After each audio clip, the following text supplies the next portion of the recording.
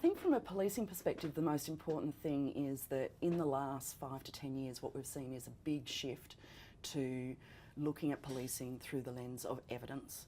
So evidence-based policing is driving everything that we're doing at the moment, and that opens up the areas in which we can do research.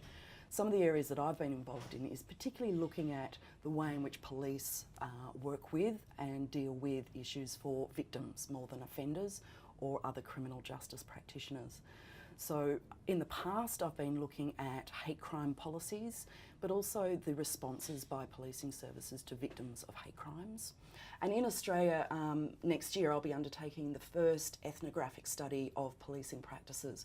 So I'm really excited about this research because it's the first time that an academic has been allowed to shadow police officers.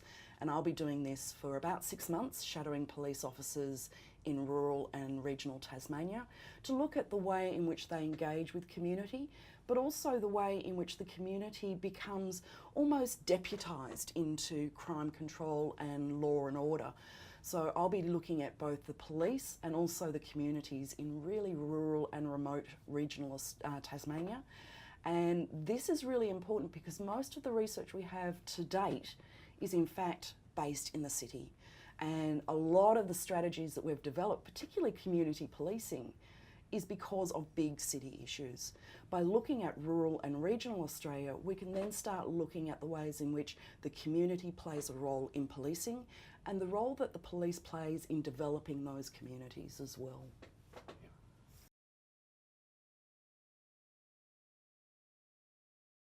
So the project specifically is wanting to know really about how this community police relationship actually shapes how safety is created within communities. One of the central principles of Peelian policing is that the public is the police and the police are the public. So I want to know, when do the police become the public and when do the public become the police?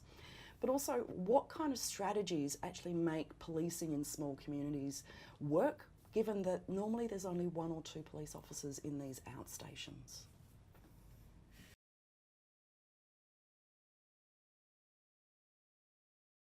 So this study is, as I said, the first time that we've done an ethnographic study of policing in Australia.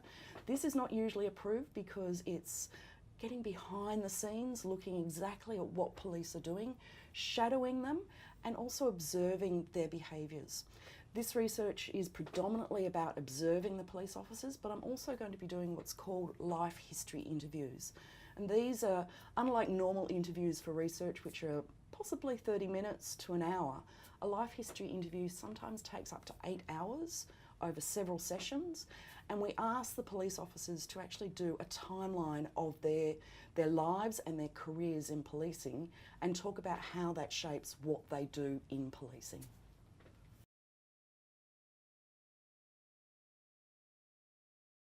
Well, this is really exploratory work, so it's difficult to say what the outcomes will be, but it has been endorsed by Tasmania Police because I need that approval to observe police behaviours.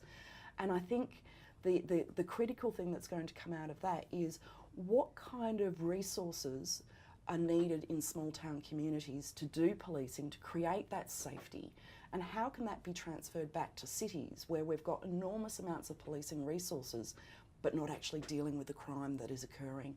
So looking at what can we learn from rural and regional Australia instead of saying what can we transfer from the city to the country and it not working. So we're trying to reverse that lens in many ways.